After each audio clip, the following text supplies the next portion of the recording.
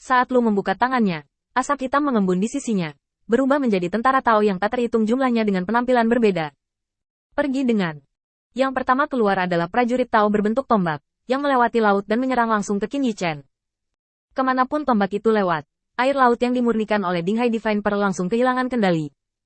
Qin Yichen sedikit terkejut, mengeluarkan seorang prajurit Tao dari cincin penyimpanan, membuangnya, berbalik dan berlari.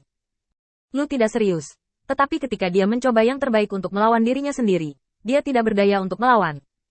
Dia bisa menang dengan mengandalkan sedikit kesempatan. Sekarang Lu benar-benar serius. Qin Yichen yakin dia tidak memiliki kesempatan untuk menang. Ledakan. Tentara Dao meledak. Trik ini diam-diam dipelajari dari trik Gilgamesh, dan Qin Yichen menjadi semakin berguna saat menggunakannya.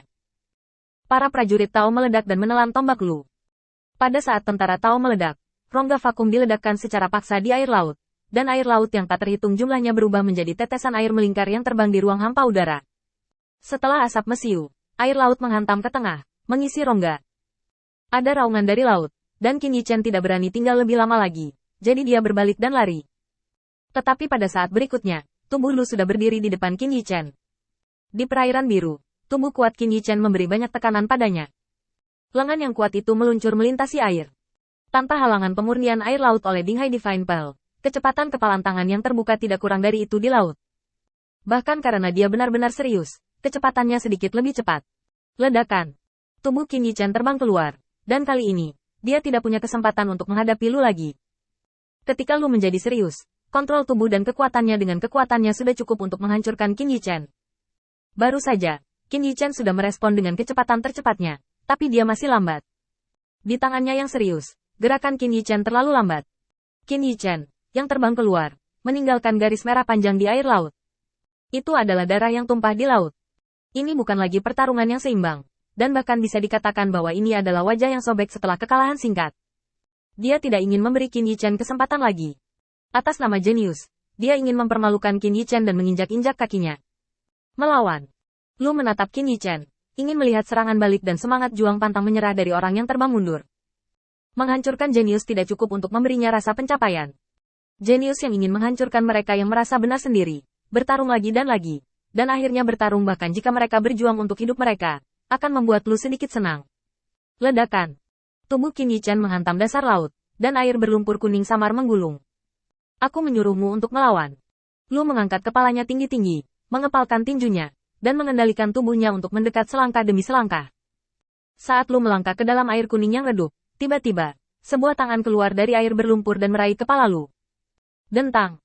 Dengan suara teredam, Qin Yichen tidak bisa mengendalikan tubuhnya di depan kekuatan seperti itu, dan terbang ke satu sisi, lengannya tergantung lemas di sisinya. Aku menyuruhmu untuk melawan. Aku tidak menyuruhmu untuk membuat pertunjukan. Dengan raungan rendah, asap hitam terbang dan berubah menjadi paku yang tak terhitung jumlahnya, menusuk tubuh Qin Yichen sebelum pertahanan Qin Yichen ditampilkan. Hancurkan, hancurkan dengan seksama.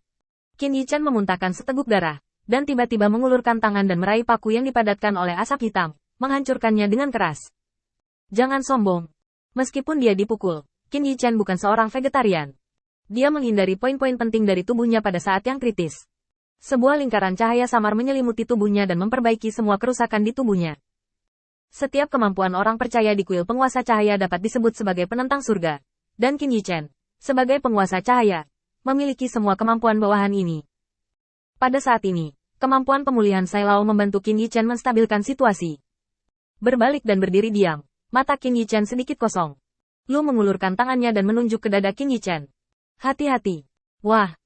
Duri hitam yang tiba-tiba menusuk, kecepatannya terlalu cepat, dan bahkan air laut yang membungkus duri hitam itu menguap, dan semburan air menggelegak ke permukaan laut. Duri hitam menembus dada Qin Yichen, tetapi tidak ada darah sama sekali, bahkan tidak ada sentuhan yang seharusnya ketika mengenai tubuh. Lu sedikit mengernyit. Apakah ada cara lain? Bagaimana dengan orang-orang? Lu menarik tangannya dan menyapu air laut di sekitarnya, mencoba menentukan lokasi Qin Yichen, tetapi dia melihat sekeliling dan tidak menemukan jejak. Tiba-tiba, Lu menoleh untuk melihat kakinya. Mungkinkah? Tiba-tiba, Lu mengerutkan kening, dan asap hitam yang tak terhitung jumlahnya mengembun di sisinya, seperti landak, dengan kuat melindungi tubuhnya. Di tanah, cahaya biru panjang tiba-tiba muncul. Itu adalah energi spiritual, dan energi spiritual terbang di sepanjang pembuluh darah lingkaran sihir yang ditinggalkan oleh Qin Yichen. Dalam sekejap mata, Dasar laut sudah dipenuhi garis-garis padat. Meski begitu, ini belum berakhir. Garis dan urat dari arai itu hanya terlihat, dan arai dengan garis ramping tiba-tiba mengalir keluar untuk mengisi semua celah di tengah. Saat berikutnya, cahaya dingin menyebar ke seluruh dasar laut. Sejauh mata memandang, ada garis-garis seperti itu di sekelilingnya. Itu tidak bisa dihindari. Lu menghela napas panjang lega, dan ada sedikit persetujuan dalam suaranya.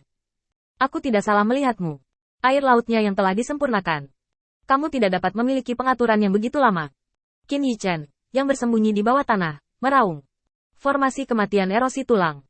Kecemerlangan yang membubung ke langit bahkan menggulung semua air laut, dan seberkas cahaya yang membentang puluhan ribu mil naik ke langit. Selama lu mematuhi janji dan tidak menggunakan kekuatan di atas tingkat dewa liar, sama sekali tidak mungkin untuk menolak. Dan jangkauan yang begitu luas tidak meninggalkan jalan keluar sedikit pun bagi lu. Tubuh besar itu langsung tenggelam oleh cahaya.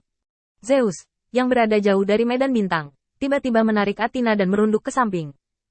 Saat berikutnya, saya melihat bidang bintang pelindung.